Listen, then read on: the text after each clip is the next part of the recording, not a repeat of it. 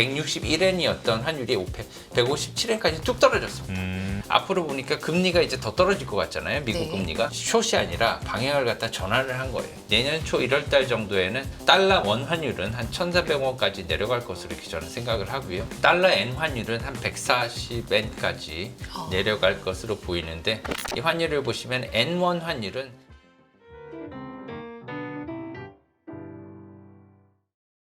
파월 의장이 확실히 좀 불을 지핀 것 같아요. 그런데 이번에는 역시나 시장 예상대로 동결했는데, 자, 발표문을 또 분석하신 그 자료도 가지고 오셨잖아요. 네. 한번 보면서 설명을 들었으면 좋겠습니다. 띄워볼까요? 예, 한번 오늘은 보시죠. 뭔가 그동안 보여주셨던 것보다 변경이 좀 많은 것 같아요. 좀 많아요, 아주. 네. 지금 보시면은 뭐 사실은 그 FOMC 성명서에 이렇게 뭐 9월에 인하하겠다는 명시적인 신호는 없어요.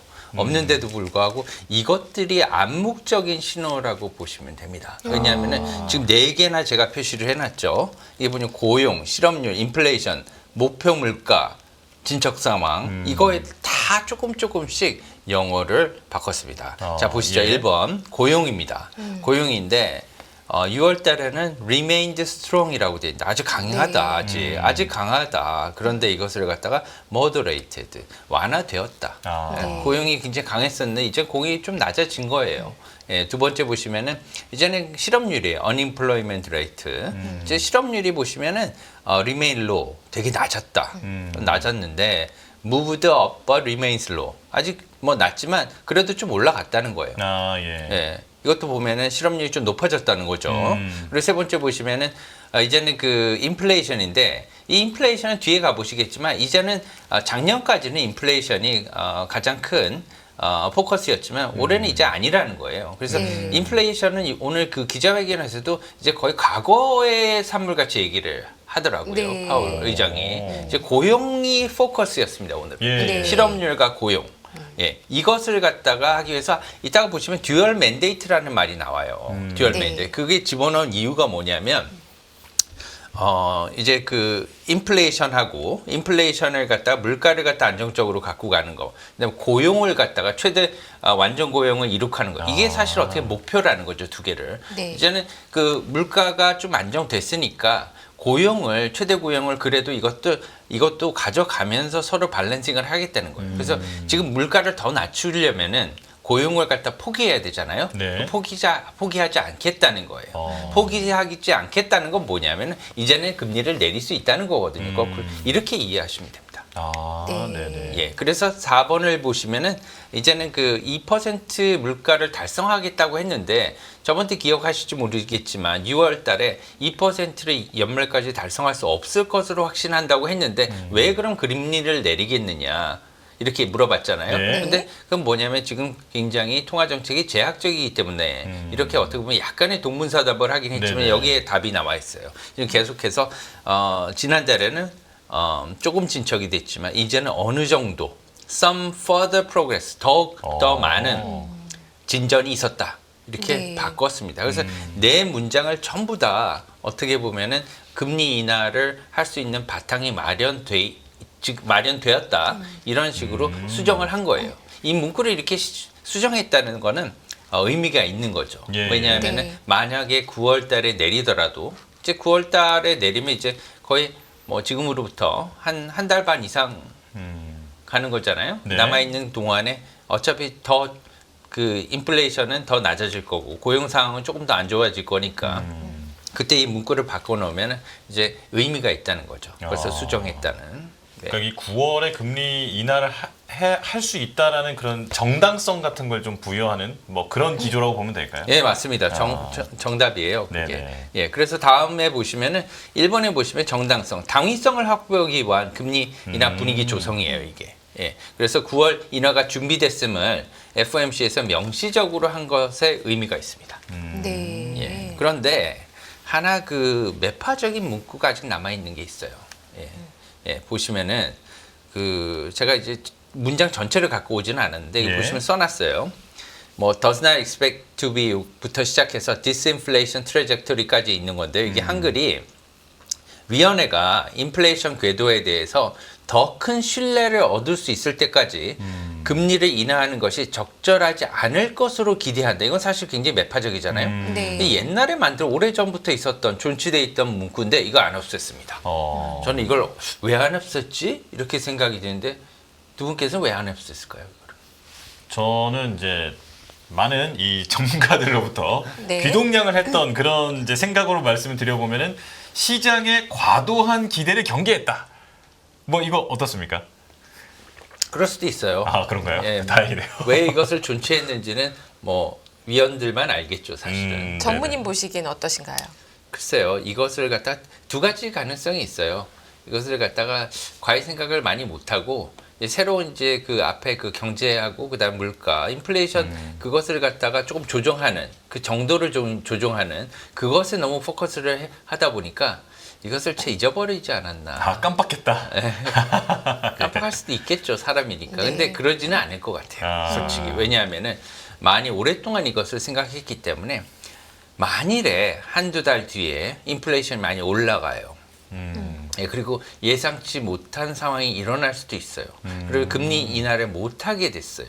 그랬을 때는 이게 없으면 그때가 가지고 면피를 못하지 않습니까? 아 예. 그래서 이걸 남겨놓은 거예요. 이것은 이제 최후의 보른 거죠.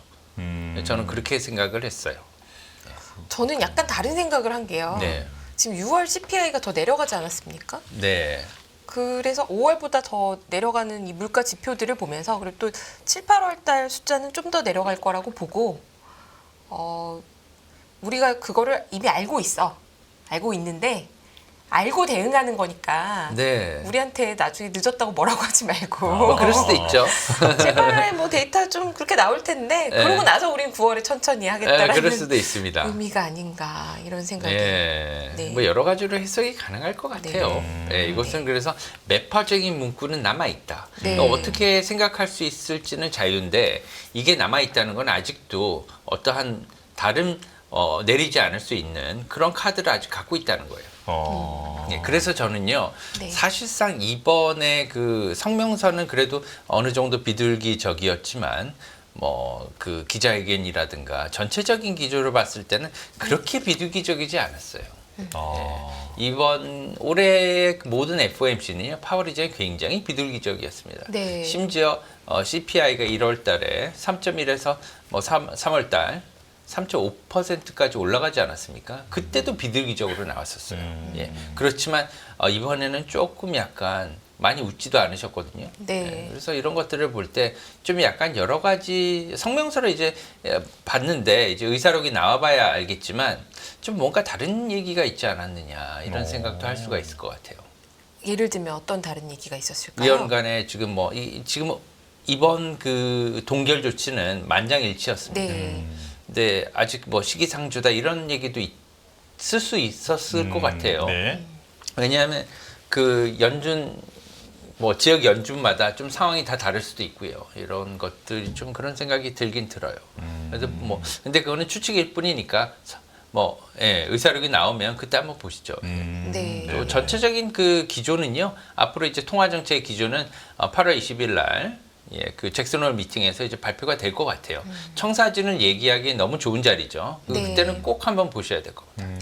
근데 저는 이제 뭐 제가 영어로 들어서 뭐 문맥을 제대로 이해를 못했을 수도 못하십니다. 있지만 근데 이제 제가 일부러 영어로 듣는 이유는 아, 예. 분위기를 느껴보려고 그냥 가볍게 들어보는 거거든요. 네. 막 디테일을 알려고 하는 게 아니라 분위기를 보려고 하는데 제가 이번에 느낀 거는 파월은 입장을 굉장히 요리조리 피해가면서 정확하게 표명하지 않으려는 그런 느낌이었어요. 그러니까 아니 내가 어떻게 한다고 얘기 안 네네. 한다니까? 약간 이게 나는 빠져나갈 결정을 한 게 아니라고 결정을 한 건 맞아요. 아니야. 그러니까 올린다도 아니고 내린다도 아니고 가만히 있다도 아니고 데이터를 아직 봐야 되고 그리고 이제 말씀하신 앞에 인플레이션과 고용 측면에서는 인플레이션만 보는 게 아니라 고용을 본다는 게 저는 헷갈리는 거예요. 뭐가 헷갈리냐면 시장은 지금 고용이 실업률이 어쨌거나 올라가는 분위기니까 경기 둔화를 우려해서 금리를 인하할 것이다라는 기대가 깔려 있지 않습니까? 맞습니다. 근데 얘기를 들어보면 진짜 고용이 나빠지는 것 같은 느낌도 또 약간 아닌 것 같은 거예요. 왜냐하면은요 신규 뭐 그 고용이 뭐 넘파한 페이롤이라고 하죠. 네. 20만 명 네. 늘어났잖아요. 네, 이건 네. 많이 늘어난 거예요. 그렇죠. 그래서 굉장히 정확하세요. 저도 그렇게 느꼈어요. 그래서 자료를 한번 띄워봐 주시겠습니까? 네, 네. 한번 좀 뭐 타임머신 타고 저희 11페이지로 가볼게요. 네. 네. 다시 돌아오겠습니다. 네. 11페이지 두 번째 보시면 총평에 매파적인 모호한 기자회견 배경 이렇게 제가 써놨습니다. 아, 이제 모호하게 대답을 한 이유가 뭐냐면 저는 왜 그랬을까 생각을 했어요. 근데 이거는 대선이 아니면 설명이 안 된다고 생각했습니다. 왜냐하면은 이게 인하를 갖다가 하겠다고 얘기해도 그렇고 안 하겠다고 그래도요. 사실 어떻게 보면 두 후보 간에 어떤 정치적 이슈에 말리게 될 수도 있는 거거든요. 그래서 그런 것들을 최대한 피하고 포커페이스를 유지하려는 그러한 의도가 아니었나 이렇게 생각을 했습니다. 그래서 이런 것들을 전체적으로 위원들하고 얘기해서 이제 잭슨홀 미팅에서 심포지엄에서 통화 정책을 알리고 난 다음에 거기서 그냥 공표하는 식으로 이렇게 하지 않을까 이렇게 생각을 했는데요. 뭐 진실은 파월 의장만이 알겠죠. 이 잭슨홀 미팅이 언제죠? 8월 20일경일 네. 겁니다. 아, 그래요? 예, 한 3주 정도 남은 상황이네요. 예, 일요일 아마 발표될 거예요. 네. 그때쯤에는 좀 더 구체적인 얘기를 할까요? 그때 통화정책의 하반기 통화정책의 방향을 안 얘기할 수가 없을 거예요. 네. 예, 너무나 좋은 자리고요. 네. 특히나 이번에 이제 BOJ도 금리를 올렸지 않습니까? 이제 인상을 했는데 사실상 뭐 마이너스 금리 폐기였고요. 저번 때는 이번에는 이제 0.15% 포인트 이제 올린 건데 사실상의 인상은 이번이 처음인 거예요. 아, 네.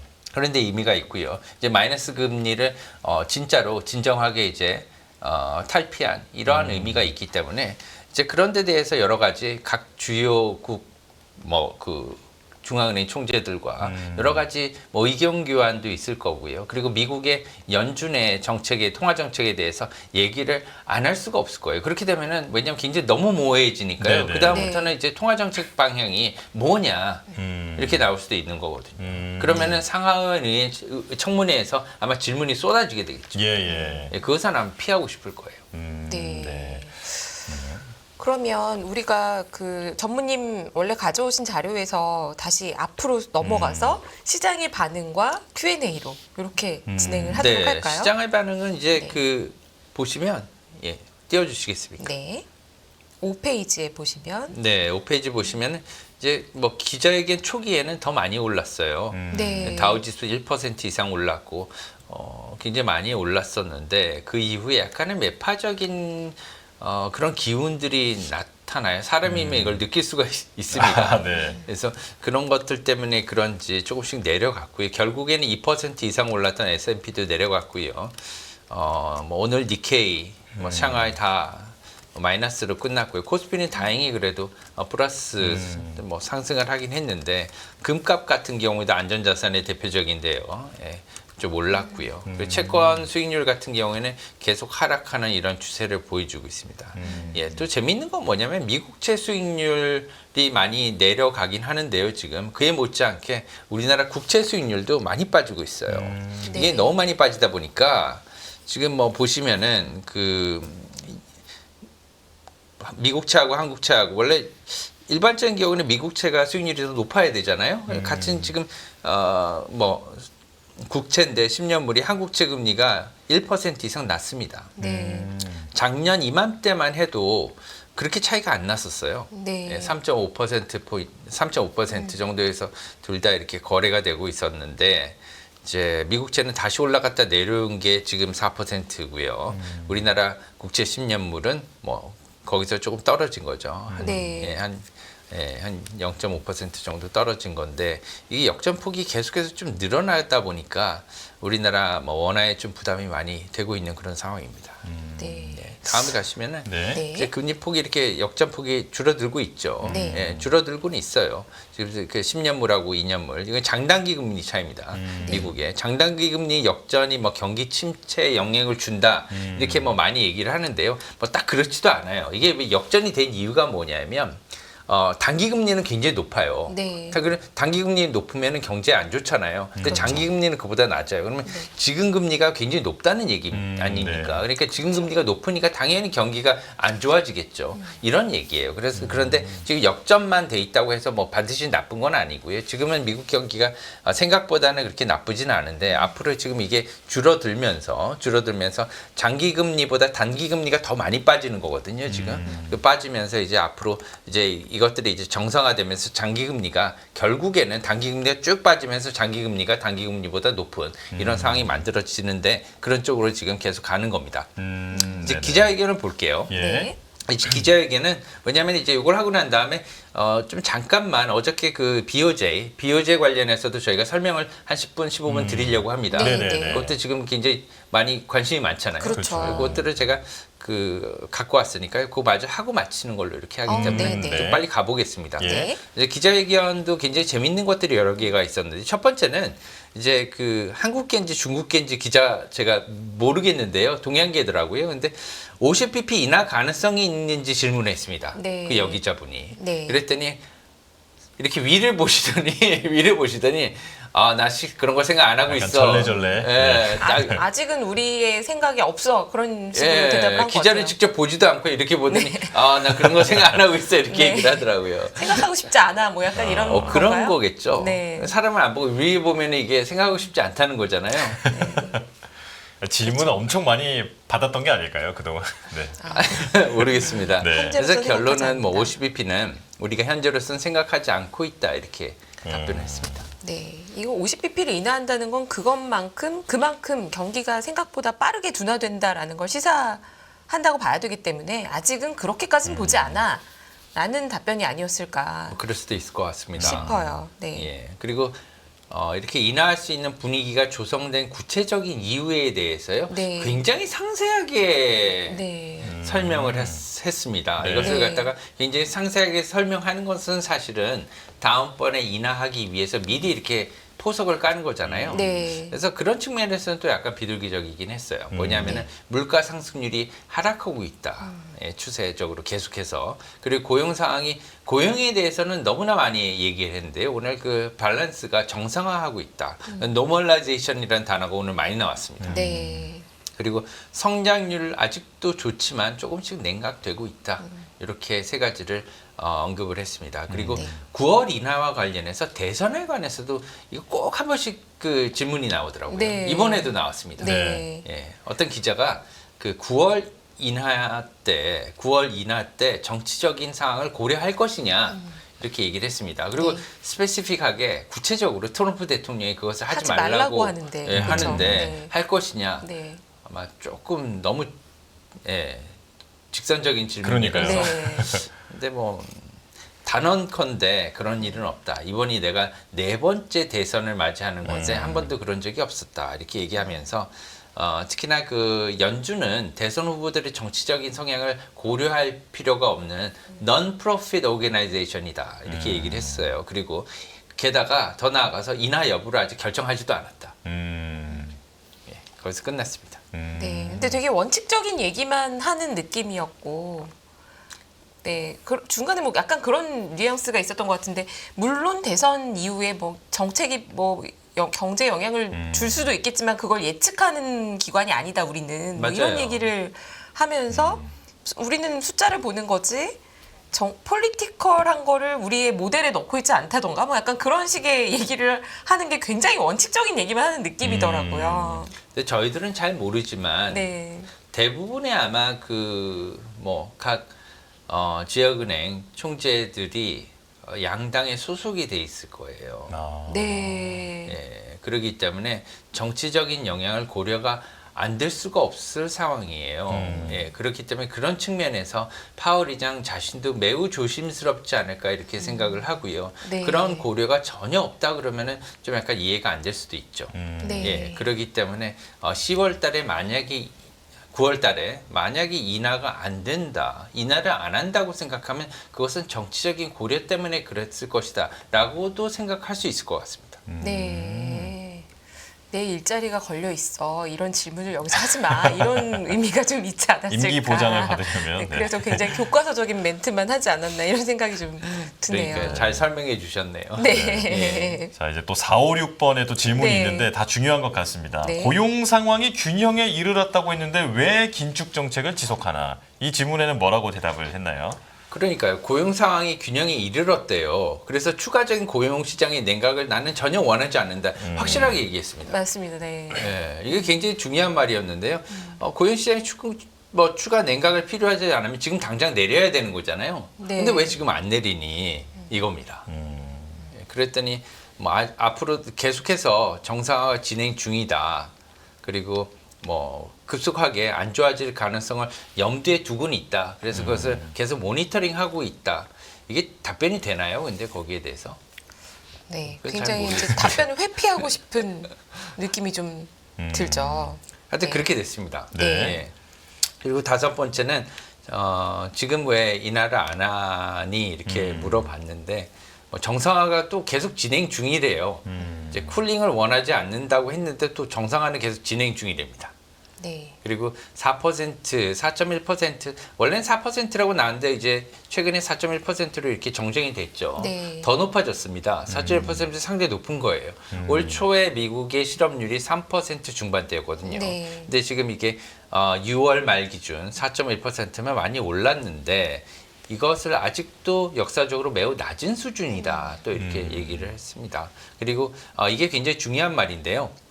금리 인하 시기가 다가오고 있다. 그리고 그것이 9월일지는 모르지만 이걸 2번을 얘기했어요. 다음 페이지 보시면은 여기 그 인하 시기는 다가오고 있고 그게 9월이 될 수도 있다. 이것을 갖다가 또 어떤 기자분이 그 빌 더들리 있잖아요. 네. 예, 뉴욕 연은 총재가 이제 블룸버그에 그 아티클 하나 썼어요. 기사를. 네네. 예, 지금 당장 내려야 된다. 7월 달에. 네. 예, 이거 아시죠? 그래가지고 네네.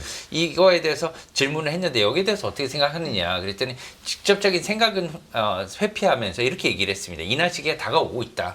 그런데 9월이 될 수도 있다. 그거는. 그리고 너무 빨리 내리는 위험과 너무 늦게 내리는 위험 두 가지 다 있다. 이건 많이 얘기하잖아요. 네. 그래서 두 가지를 또 다시 여기서 얘기했습니다.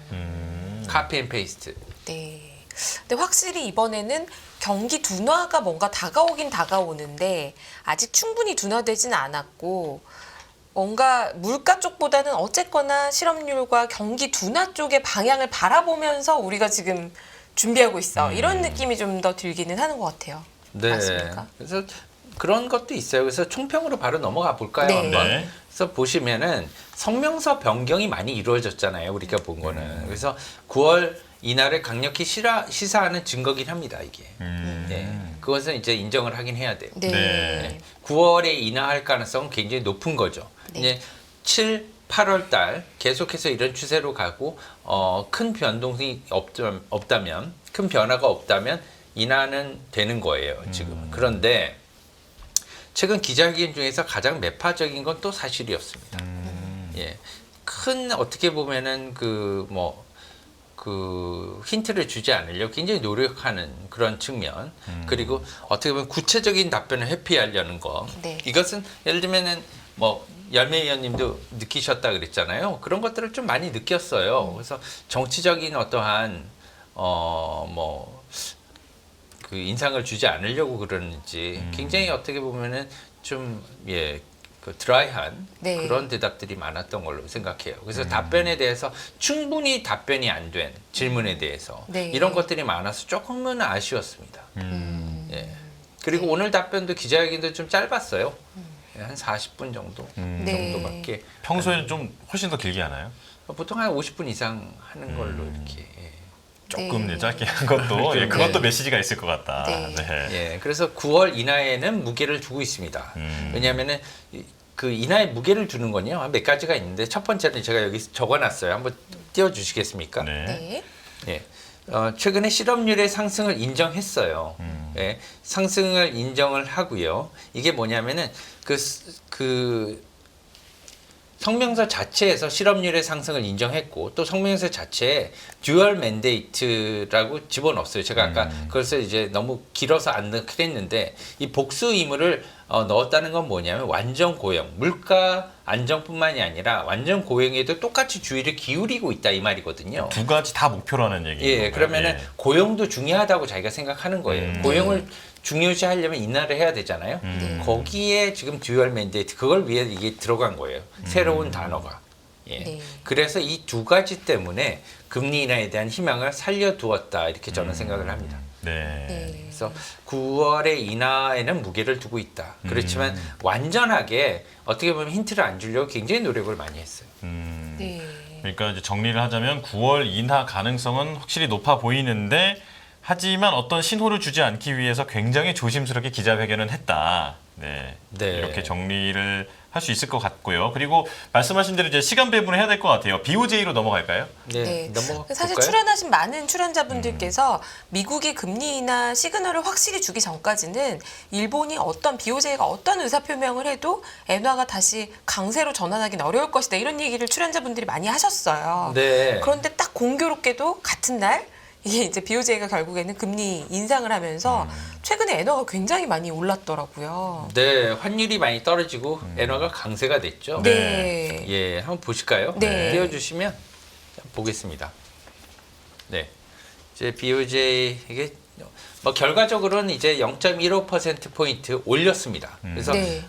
일본도 마찬가지로 이제 미국과 마찬가지로 기준금리가 상단 하단으로 돼 있어요. 이 이유는 뭐냐면 미국은 콜금리예요. 콜금리. 왜냐하면 콜금리인데 이 무담보 콜금리입니다. 근데 일본도 마이너스 금리 때는요, 일본 은행들이 예금 금리였는데 이걸 바꿨어요. 이제 마이너스 금리 폐기하면서 똑같이 무담보 콜 금리입니다. 그래서 콜 금리는 시장의 정책 금리가 아니라 시장 금리예요. 그렇기 때문에 은행들끼리 서로 거래하는 금리이기 때문에 은행에서 중앙은행에서 너 이 금리로 거래해 이렇게 얘기할 수가 네. 없어요. 그러니까 구간을 주는 거예요. 그래서 이거는 권고 금리라는 겁니다. 그래서 이제 구간이 있고요.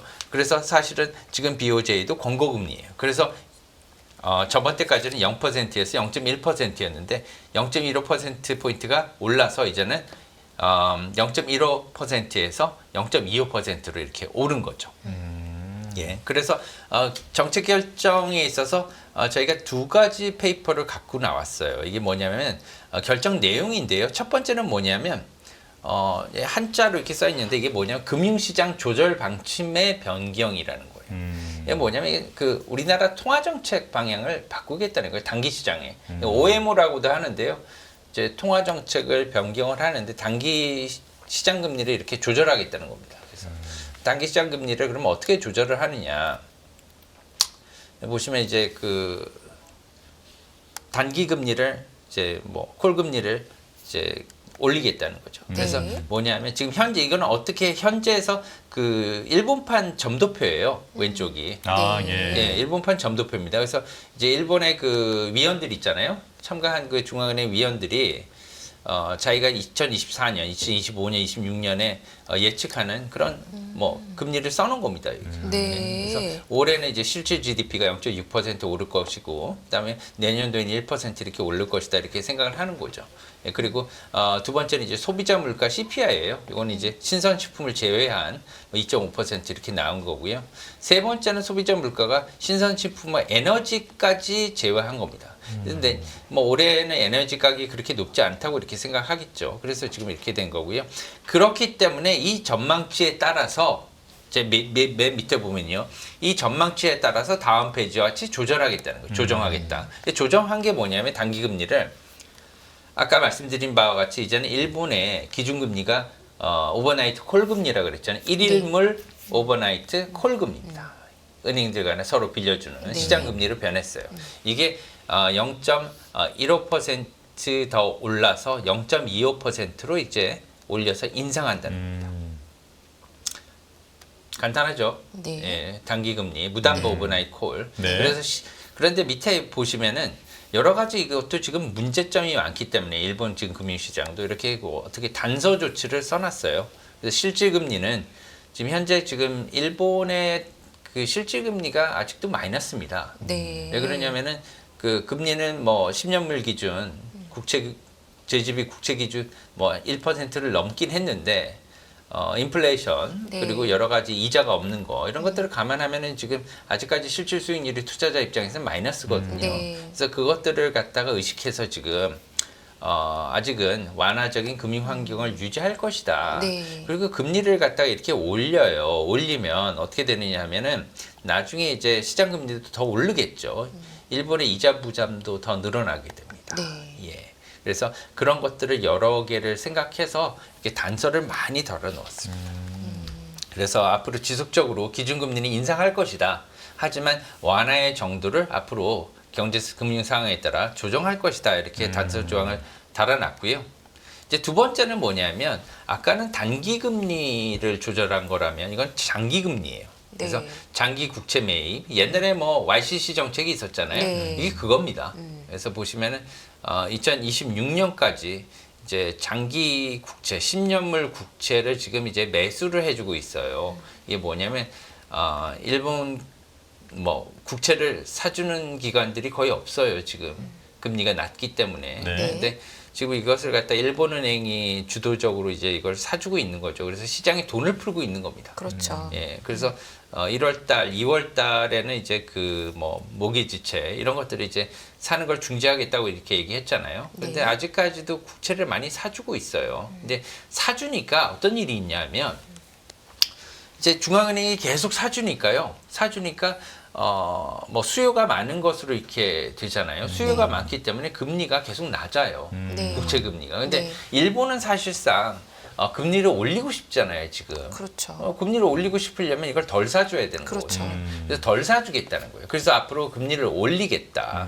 그래서 제 생각에는 내년 초까지 일본의 JGB 10년물 수익률이 한 1.3%까지 오를 것으로 생각을 하고 있습니다. 전망치가. 그래서 지금 보시면 이제 국채시장 안정을 위해서 유연성을 확보하면서도 매입의 감축을 예견 가능한 방법으로 하겠다는 거예요. 이게 뭐냐면 통제해 주겠다는 겁니다. 쉽게 말해서. 네. 그래서 너무 어렵게 생각하실 필요 없어요. 왜냐하면 그 BOJ 같은 경우에는 이제 이렇게 발표를 했기 때문에 앞으로 국채 매입액을 감축을 할 때 이 속도 조절을 만약에 바꾸겠다, 속도를 네. 바꾸려고 하면 사전에 통제하겠다는 거예요. 이렇게 해석을 하시면 됩니다. 다음에 보시면 두 번째 이제 그 국채 매입 축소의 어떤 계획을 갖다가 구체적으로 이렇게 명시를 해놨어요.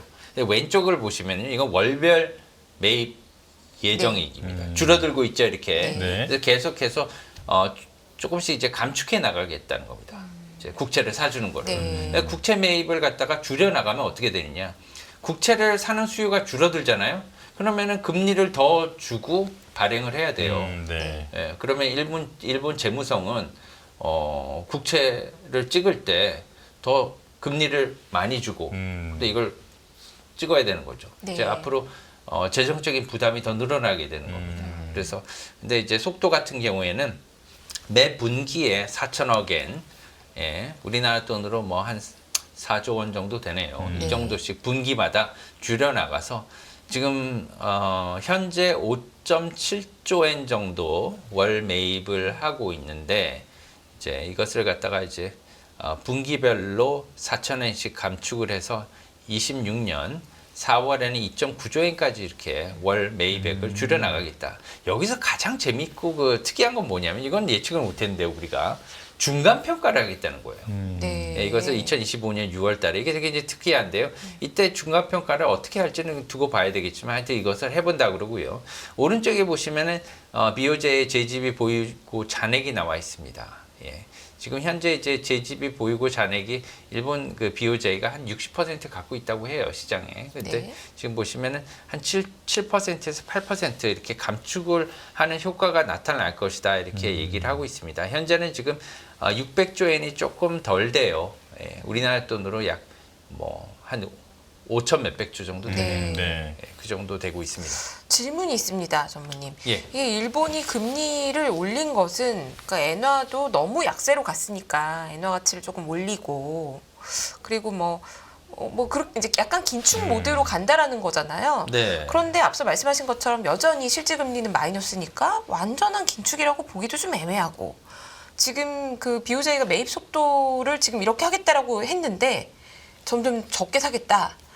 어쨌거나 긴축 방향은 분명히 시사를 해서 엔화가 지금 엔화 가치가 올라가고 환율이 내려간 건데 이게 일본이 중간 점검 때까지는 정말 약속한 대로 일본은 말한 대로 그냥 가는 국가입니까? 아니면 말은 이렇게 했는데 미국처럼 시장 상황 봐가면서 샀다가 조금 덜 샀다가 뭐 아니면 조금 더 샀다가 뭐 이렇게 하는 행위들을 합니까? 일본은 절대 그렇게 하지 않을 거예요. 계획대로 합니까? 예, 완전히 계획대로 할 겁니다. 아마 그 뭐 공무원들은요, 특히나 그런 성향이 강하기 때문에 아마 그 뭐 이런 한 푼 안 틀리게 아마. 그러면 지금 이미 엔화가 가치가 상당히 올라가서 원엔이든 엔달러든 지금 다 상당히 많이 방향 전환을 했지 않습니까? 그러면 지금부터 내년 중간 점검할 때까지 엔화는 추가적으로 더 강세로 갑니까?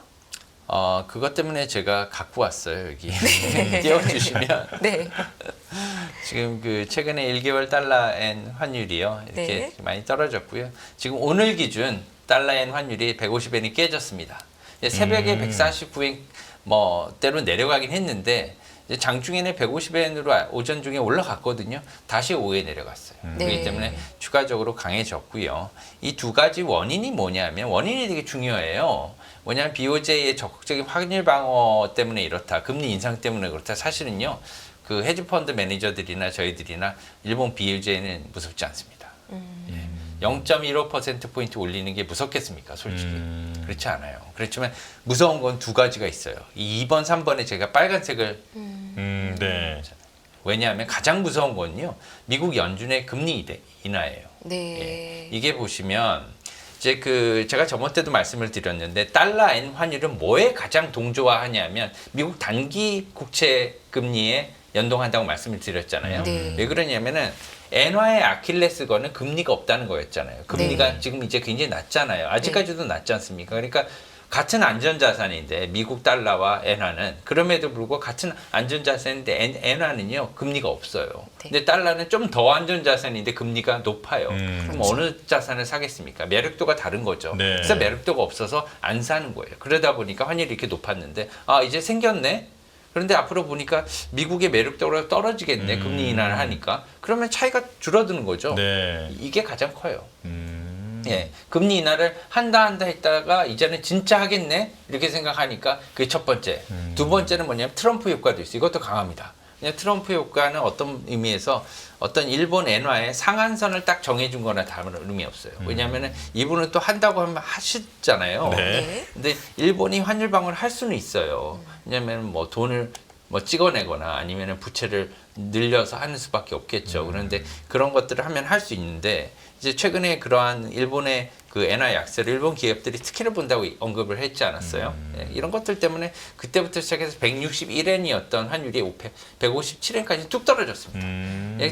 이게 뭐냐면 숏세일을 한 거죠. 네. 공매도를 하고 이제 팔아놓고 들어갔다가 이제 뜨고 하는 겁니다. 이제 그걸 딱 쇼 커버를 한 거예요. 네. 갑자기 커버하는 매수세가 들어가다 보니까 이렇게 쭉 떨어진 거예요. 근데 이것들이 이제 추가적으로 앞으로 보니까 금리가 이제 더 떨어질 것 같잖아요. 미국 네. 금리가. 네. 그러니까 이게 이제 숏이 아니라 방향을 갖다 전환을 한 거예요. 네, 그래서 방향은 이제 완전히 전환된 것으로 보여서요. 이제 앞으로 이제 그 내년 초에 이렇게 봅니다. 내년 초에 그 답변을 드리면 내년 초 1월 달 정도에는 뭐 한 달러 원 환율은 한 1,400원까지 내려갈 것으로 이렇게 저는 생각을 하고요.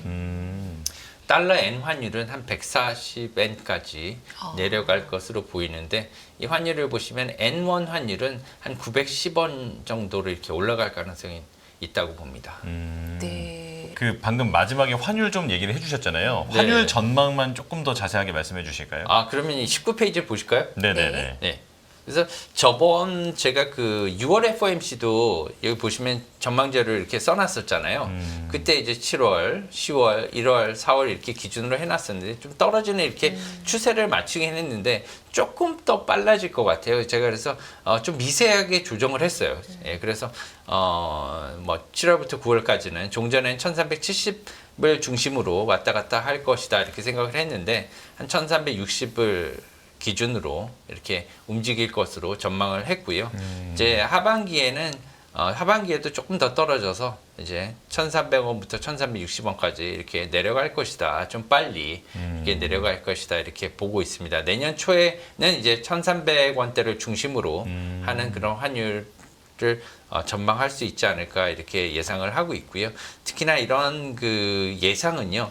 지금 조금 그 더 빨라진 건 뭐냐면 제가 트럼프 당선을 뭐 사실 전제하고 이렇게 전망을 한 거예요. 네. 그래서 해리스가 당선이 될 경우에는 조금 이 전망치보다는 좀 위에 있을 가능성이 있고요. 그리고 트럼프 대통령이 당선될 경우에는 환율 정책에 과거에 재임 기간 때도 너무나 많이 이렇게 직접적으로 관여를 했기 때문에 유럽과의 마찰, 중국과의 마찰, 또 한국의 압력 행사, 뭐 일본한테도 압력 행사를 많이 할 거예요. 환율 그 조작 보고서 뭐 이런 것도 환율 뭐 정책 보고서 이런 것들이요 많이 이제 대두될 것 같으니까 그런 것들을 조금씩 염두에 두고 우리가 환율을 전망하면 될 것 같습니다. 네. 자, 알겠습니다. 역시 FOMC 표현이 어떻게 달라졌고 이걸 어떻게 해석해야 하는지 그리고 BOJ의 이 통화 정책 변화에 대해서도 아주 자세하게 설명을 들어봤습니다. 변정규 미주은행 전문인과 함께했습니다. 고맙습니다. 감사합니다. 감사합니다. 안녕하세요. 이승입니다. 더 많은 영상을 보고 싶으신 분들은 화면 오른쪽에 있는 구독 버튼을 눌러주시기 바랍니다. 그리고 영상을 보시면서 좋아요는 필수인 거 아시죠? 항상 인포맥스 라이브를 사랑해주셔서 감사합니다.